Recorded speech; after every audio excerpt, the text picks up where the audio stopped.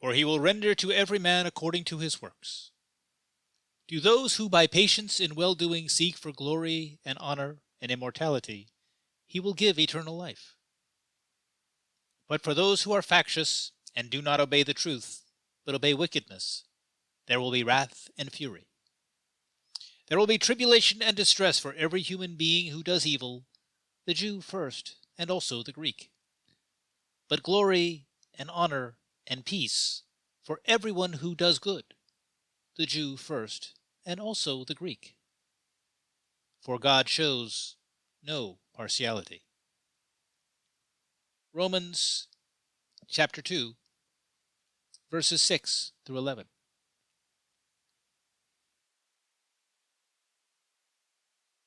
What is best in life? It surely says something about my taste in movies that I remember this as a line from the Arnold Schwarzenegger sword and sorcery film Conan the Barbarian, which, while an uneven treatment of the Robert Jordan Pulp Fiction character, is still superior to the 2011 remake. In that scene, Conan, while still a slave gladiator, is sitting amidst several Eurasian warriors, by their appearance Mongols from the time of Genghis Khan, when the chieftain poses this question: what is best in life? One of the chieftain's sons replies, the open steppe, a fleet horse, falcons at your wrist, and the wind in your hair. The chieftain rejects this answer, turns and poses the question to Conan, who gives an answer much more to the chieftain's liking. Crush your enemies, see them driven before you, hear the lamentation of the women. Which of these is best in life? One answer prizes freedom. One answer prizes victory. One answer holds the promise of peace. One answer holds the power of conquest. What makes one answer better than the other? Why should freedom matter more than victory? Why should conquest be more compelling than peace?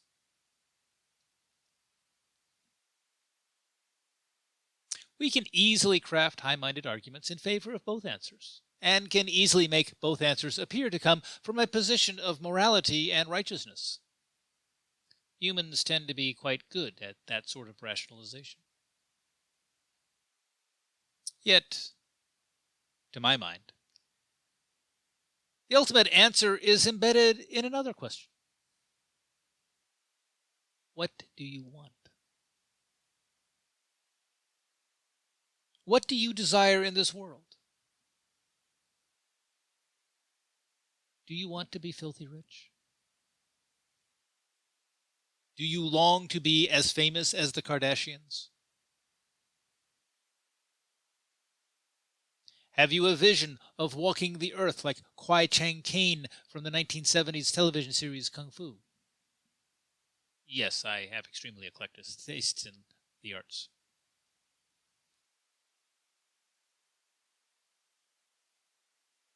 Perhaps you want a bit of all of the above.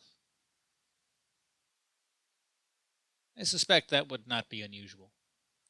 People, as a rule, have complex and even contradictory desires. Recognizing, though, that people do desire, that people do want, leads also to the recognition that what we do, the goals we set, and the paths we ultimately walk, are a consequence, at least in part, of what we desire. While action arises from choice, choice, in some measure, arises from desire. Choice begets action. Action begets reaction. Reaction begets consequence. And Desire begets choice.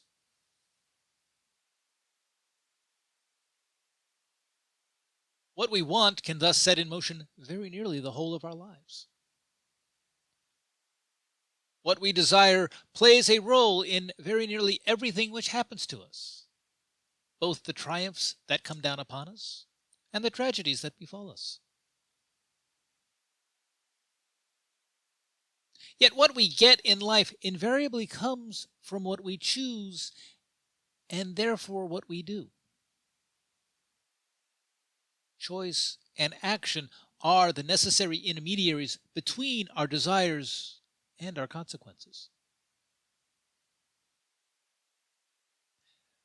That we desire is certain, but until we do, until we act, consequence is not certain.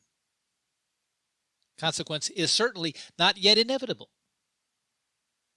Inevitability only arises when we act, thus moving choice from present to past. We cannot choose our consequences. Consequences always arise from the reactions we get to the actions we take. But we can choose our actions, knowing at least some of the consequences likely to come our way. We can choose our actions, and indeed we must choose our actions. Until we have made a choice, the impulse to act is not formed. And once we have chosen, the impulse to act is itself inevitable. As choice is the consequence, in part, of desire, action is the consequence of choice. What do you desire? Do you desire glory and honor and immortality? Do you choose to walk a path which leads to glory and honor and immortality? Do you choose to act in ways which give rise to estimable reactions, so that the consequence is glory and honor and immortality? Do you accept what other consequences may come as well? Do you accept such trials and tribulations such consequences may include? Do you crave power over others? Do you choose to walk a path which leads to power over others? Do you choose to act in ways which give rise to powerful reactions so that the consequence is an accumulation of power over others? Do you accept what other consequences may come as well? Do you accept such trials and tribulations such consequences may include?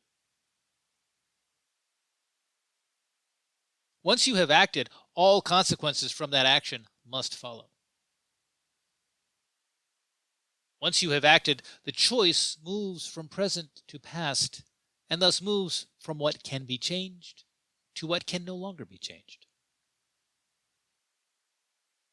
Once you have acted, you have taken a step down whatever path you are walking. If some consequences are unacceptable, the only choice for avoiding them is to choose different actions and to walk different paths. Other consequences will follow, both good and bad, both triumph and tragedy. Desire begets choice. Choice begets action. Action begets reaction. Reaction begets consequence. On every path, this will always be the order of things.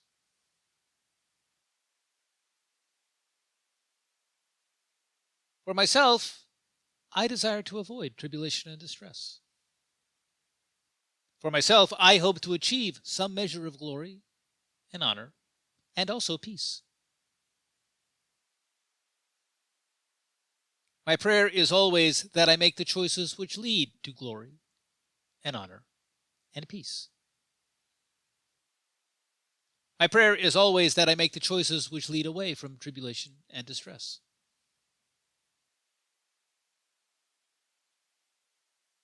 My prayer for you is that you also will make the choices which lead you towards glory and honor and peace. My prayer for you is that you also will make the choices which lead away from tribulation and distress.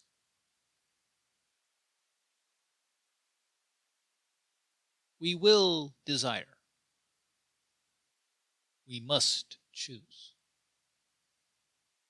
We will act. We will receive consequences in accordance with our actions and determined by our choices.